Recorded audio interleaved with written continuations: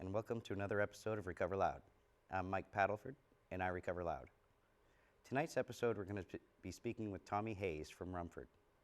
Tommy is a registered peer recovery coach and trainer and distributor of naloxone. Let's watch as Tommy recovers loud.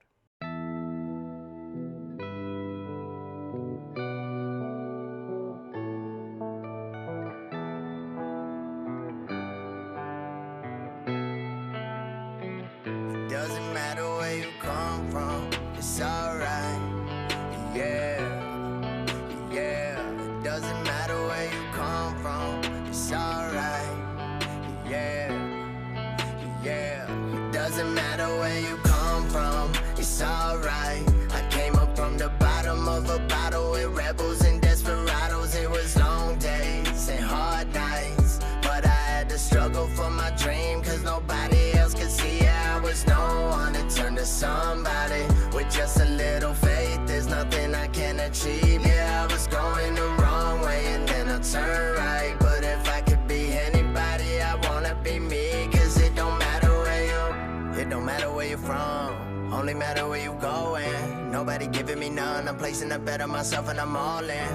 I got the mind of a broke man, mixed with the heart of a lion. I'ma keep giving my all cause that's just who I am. Yeah, I'm a different breed, sprouted from a gifted seed, turned into a problem child, that was just my destiny. Now but if I could be anybody, I wanna be me. Yeah, I just wanna be. Hi, I'm Tommy Hayes, and I recover loud. Hey guys, welcome back to another episode of Recover Loud. I'm sitting here today with Tommy Hayes from Rumford, Maine. Welcome, Tommy. Thanks for coming. Thank you, Mike. Thank you for allowing me to come here and share my story today. Absolutely. So Tommy, you're somebody that identifies as a recovery ally. And to me, it's pretty amazing that you don't feel like you've had these struggles that many of us in substance use disorder dealt with, but you're out there trying to help us. So can you tell me a little bit about your background? What made you decide to jump in as a recovery coach and try to help this community? Well, first it started off with Kathy, the director of Larry Labonte Recovery Center. She's known me my entire life, and she gave me the opportunity just to become a staff member of LLRC. And then once she presented the opportunity of becoming a recovery coach, I had a feeling that I would probably be a good fit for this, whereas I have a lot of family members who are dealing with substance use disorder on a daily basis, even right now, or even in their past life where they're in recovery now. But it's something, once I took the class and went through the 5-day training course through CCAR and through Portland Recovery Center, it was definitely a good fit. I could see myself, moving forward with this and helping out our community of the River Valley area.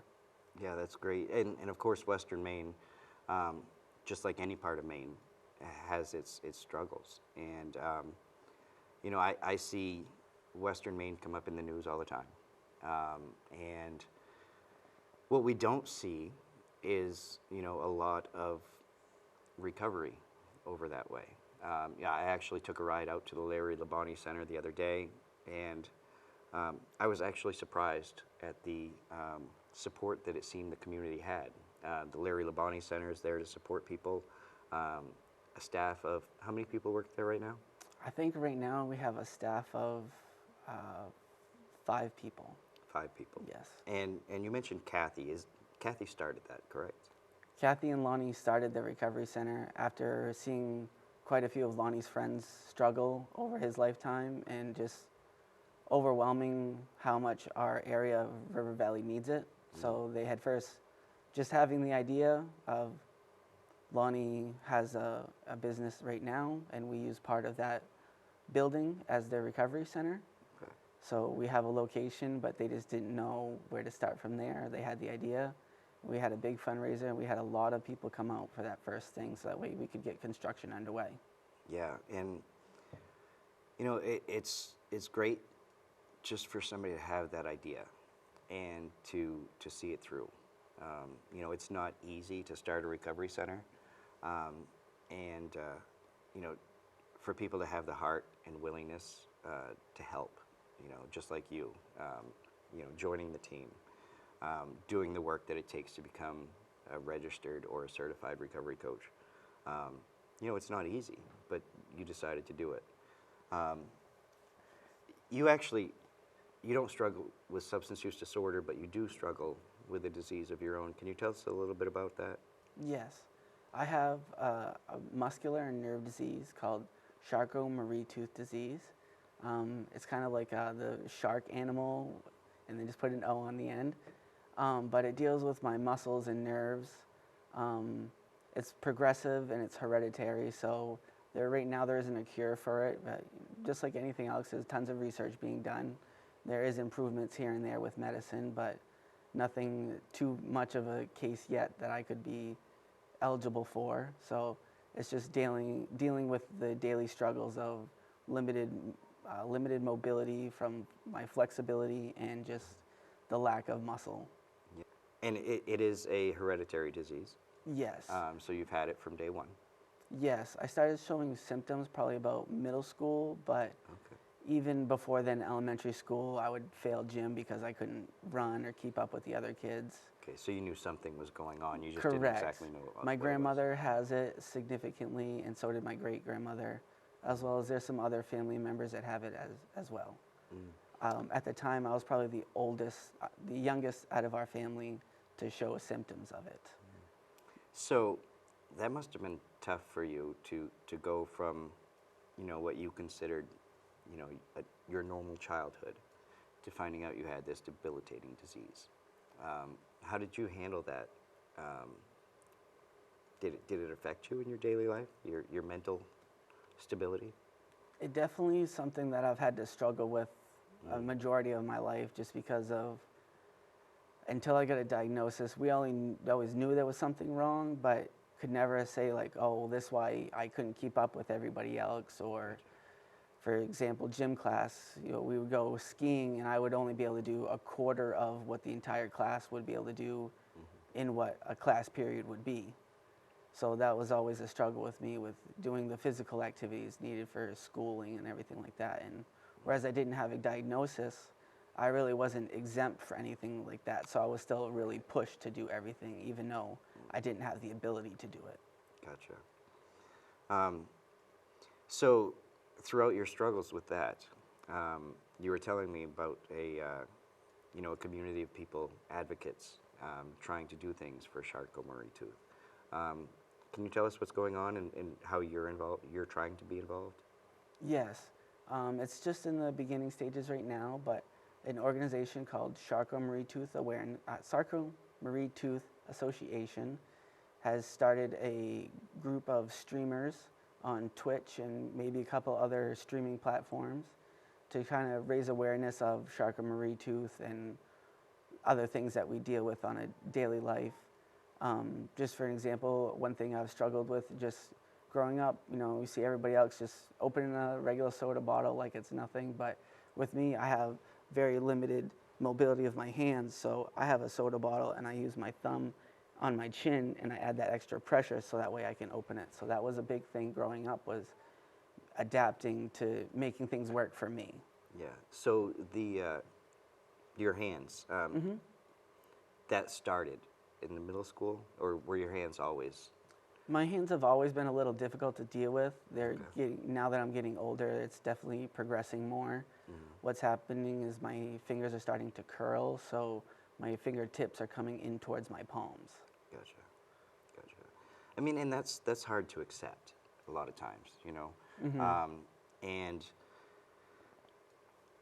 what I notice from you, Tommy, is your positive attitude and your smile all the time.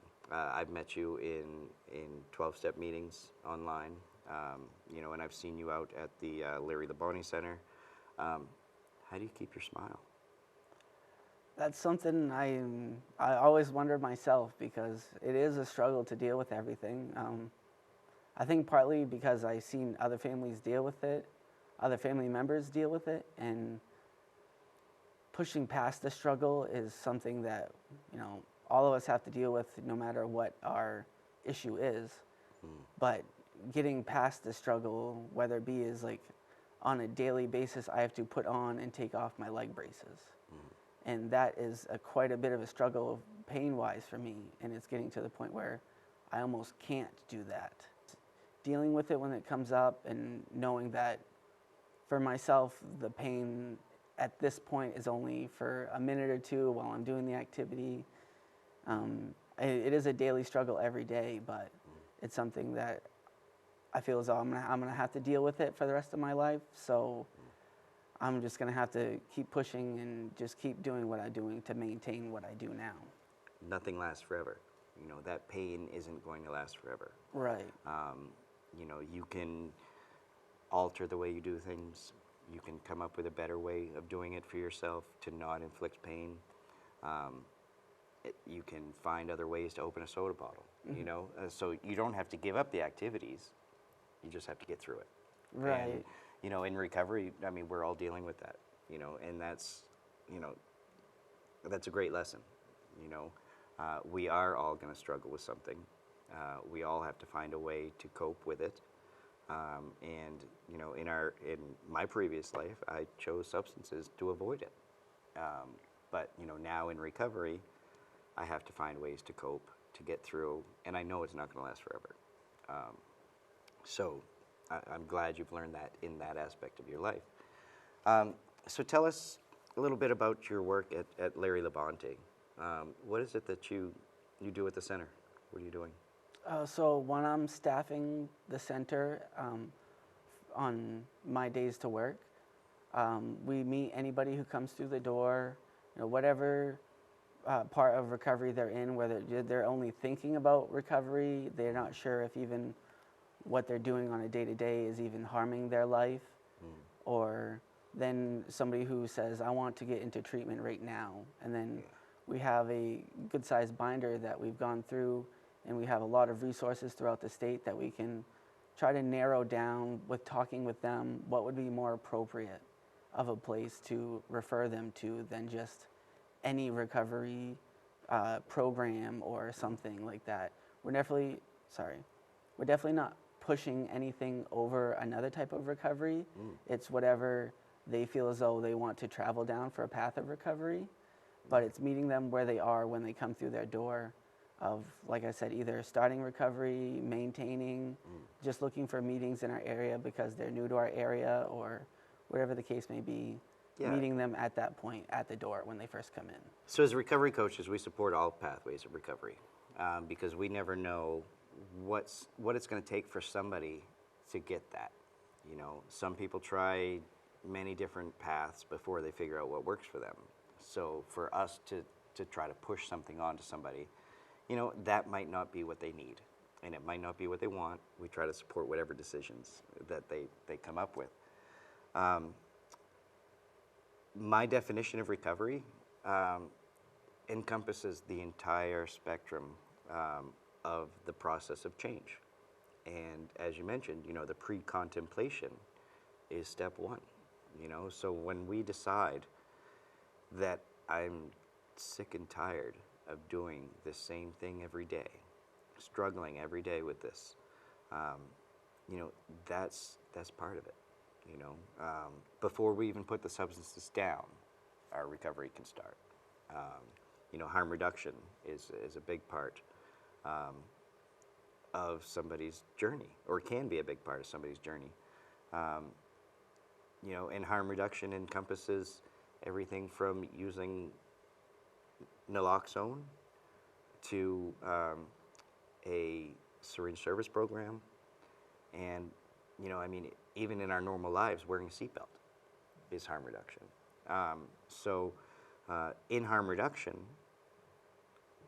abstinence may be a goal of their recovery journey, but in that stage, it might not be, you know, and that's not for us to tell them, you know, Right. You need to do this so that you get sober. You need to do this so you live today. Exactly. Quite frequently, what I hear from folks in our community is that it's a choice of what they're doing. And a big thing that I've seen is with somebody who's in that pre-contemplation state is, who am I when I'm not using or in active addiction? So for some people, it's, you know, once it seems so scary to even take that first step of even asking for help. because they feel as though this is something I need every day. Who am I without that? Right.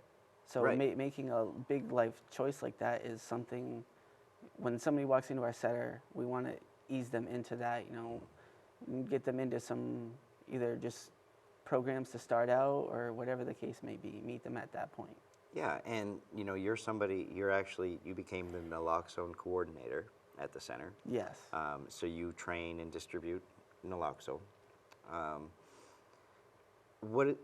and you're actually going out into the community to distribute. You're not just waiting for people to come get it. Can you tell us about some of the outreach programs that you're involved in? So right now we're doing, on Thursdays, we head out to Norway in front of Common Ground Counseling, as long as the weather permitted. If it's a downpour, unfortunately, we're not going to head out that way. It is quite a drive for us, and we're definitely not going to get people showing up to our table who would need to be coming to our table. But on the days that, as long as it permitted, we're out there from 11 to 2:30 in Norway. And that's anybody who'd like to come up to our table. We can train them of how to use Narcan, what's happening during an overdose, and what are the steps that should be taken in case you are there when that happens. Yeah. Tommy, you had told me about a program that you guys are involved in with the Larry Labonte Center. Were you going into the schools to speak to kids? Can you talk about that? Yes. Right now we're in a middle school helping out some students. Some students have our support just as they have things happening in their life at home that they may need to talk about, but then also as almost like a consequence from the school. Not necessarily like they're getting in trouble with us or anything, but we're just there to more or less provide information about if, for example, they had brought a vape of some kind to school. We could meet with them for a couple of weeks, once a week, just to kind of talk about vaping and any questions they may have about other things of substance use disorder or things that go along those lines that we might be able to help them out with. So I think it's important that you're going to the schools. In my opinion, a lot of the trauma that we experience that leads to using happens during those developmental years. So I appreciate you going to the schools and doing that. I think that's a great program. And having someone like you to go talk to the kids, I think is very, very, very important and effective. Yes, I know for myself, I felt as though going into these schools might be another step for most kids have DARE program now. But I know for myself, when I was at that age of even before going into DARE, when we got a letter at home saying, this is what DARE is and this is what it's covering, I was told by quite a few family members, this is what we don't talk about outside the house. So no matter what is said at DARE, this is what we do and that's okay. So going in as almost at this middle school age is something along the lines of, we were in that same situation that you were, and we're not saying that we made all the right decisions, but we're just here to pass along some information that we wish we had when we were in middle school or around that age. Yeah, absolutely. And, I just want to thank you for that work. I think, it's important, and if we could have someone in the schools all over the state, all over the country, I think it would be great. So, maybe something you're doing today is going to help another program down the road. I was in Westbrook High School a couple weeks ago, got to talk to the junior and senior class, and I was surprised at how involved the students were and how focused on what we had to say that they were, because when I was in school, I didn't want to hear anybody telling me about drugs being bad, but it was a different message back then, this is your brain on drugs. None of that stuff made sense to us, and it was a joke. Seemed like a lot of scare tactics. Yeah, and so now today, there's one girl that was in the school with me, and she talked about how we know you're going to use, and if you're going to use, know how to save your friends' lives, because that's what it's come to nowadays. If you're going to use, then you should know how to save somebody's life. And I'm actually looking forward to the end of the show. You're going to do a quick training with T. Yes. And, you know, so stick around to the end of the show to get a quick training on how to administer naloxone. Tommy, is there anything else you'd like to say to the viewers? Any other message you'd like to put out there? For anybody in recovery or seeking recovery, please reach out. There's plenty of recovery centers throughout the state. I believe there's 17 right now. So please reach out. There's people here that will help and guide you to recovery. Yeah, and our recovery community is constantly growing. You know, we always talk about the overdose numbers and the rates of death and all that horror, but our recovery community is growing. You know, people are starting to figure out that there is a life after using substances, and, you know, people like you and, you know, other recovery coaches out there helping guide people, you know, that's where the work is, and that's great. I appreciate everything you're doing over there. Thank you. I really appreciate you having this show. Yeah. It's a great spotlight on the recovery community. Yeah, and that's really the goal, you know, to show that we are recovering. You know, it is possible. We can live a life without using. I know when I was using, I didn't believe I could. You know, I had accepted the fact that my life was over at the age of 40, and that I was just waiting for death. You know, here 5 years later, I'm 3.5 years into recovery, and I'm loving life again. You know, so Tremendous to hear that. yeah, and I never expected it. You know, over 40, life's over. You know, but Recovery is possible for everyone. Absolutely, it's never too late. It's never too late. And again, through your struggles, you're out there trying to help the rest of us, and you know, you're helping your own community, the Charcot-Marie-Tooth Yes. community, and you know, I commend you for all the work you're putting in. Hi guys, welcome to Tea Talk. I'm standing here with Tommy Hayes, and he's gonna show me and all of you how to administer naloxone if ever needed. And it's important for everyone to know, not just people in recovery or in addiction, everyone, because chances are you're gonna see someone, unfortunately, and you're gonna need to know what to do. So he's gonna show us. I had a recent event where, unfortunately, I wasn't properly shown how to do it in the past, and I kind of panicked. Luckily, the police was there, and I was embarrassed, and that will never happen again. So do not let yourself get in that situation. And I want to also say, pay attention, because you are going to panic when it happens, and you need to know what to do. So let's get started. All right? Thank you, T. Thank So you. we're going to first start out with this here is how nasal Narcan comes. It comes in a box, and it has 2 kits, 2 doses. This here is the 2 doses. One big thing I get when I train people is naloxone and Narcan. They may be 2 different names, but they're the same exact thing. Okay. One is the actual medicine name, and then Narcan is the company name for it. So this with nasal here, the steps to be taking with this, we're going to first give the person Narcan, we're going to call 911, and then we're going to give them air. Okay. This will be called rescue breathing. Okay. First, what we're going to do is out of this package here, it's simply, we just peel this open, and when we do, we have this right here. This is 1 dose of naloxone. There are a couple other forms of this, but the nasal here is by far the easiest to use. All types of naloxone have the same effectiveness and roughly the same amount of time of when they're going to become effective. So if you have it, use it. Whether it be an expiration date or whatever the case may be, you can use it no matter what. Okay. See, I thought there was a piece missing because, you know, I didn't know that just was, so this is good. Yes, with this here, the nasal, there's nothing to do. Once you take it out of this case right here, it's good to go and you can use it. The way we're going to use this is we're going to have our fingers and our thumb in place like this, and we're going to put this into the one nostril while we're plugging the other nostril. When we do this, we're going to push up on this red plunger, and it's going to aerosol. Oh, wow. once we have this aerosol, this will be absorbed into the mucous membrane of somebody's nose, and that's how it gets into somebody's system. Okay.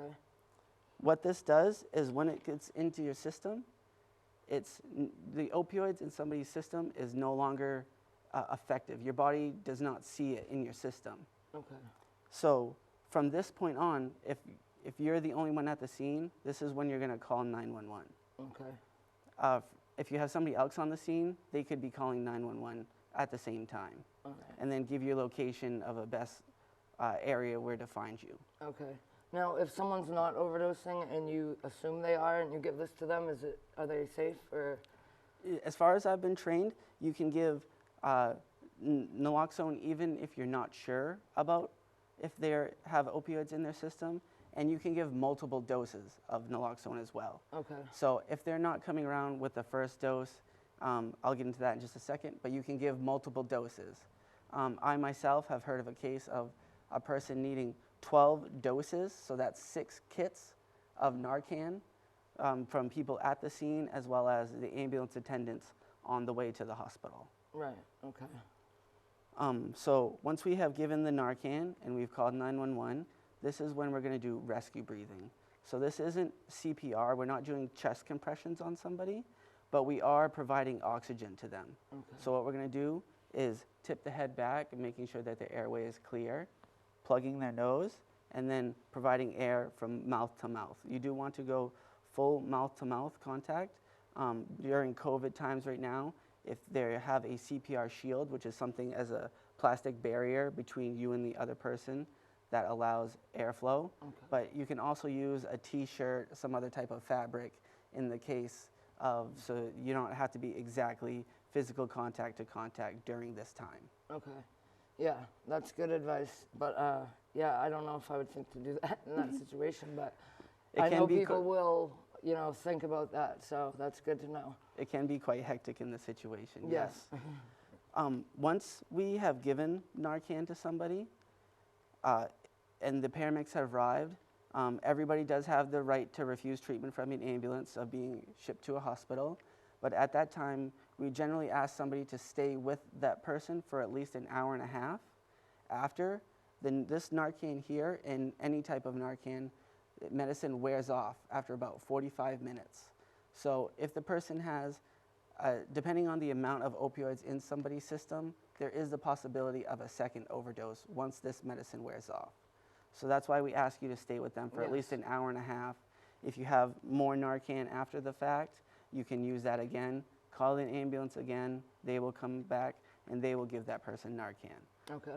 A big thing about Narcan is we want to give a person another chance at recovery. It doesn't matter what they do with that other chance, but as long as we keep giving them that chance to recovery. Remember, recover loud.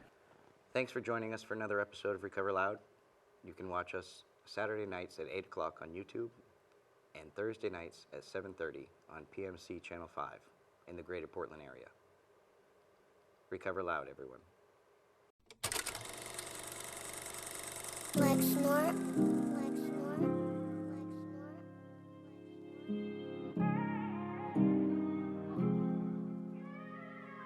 So every time I call, you pick up the phone and always reminding me that I'm not alone. And even when I'm scared and my feet are frozen, you help me keep it going like a semicolon.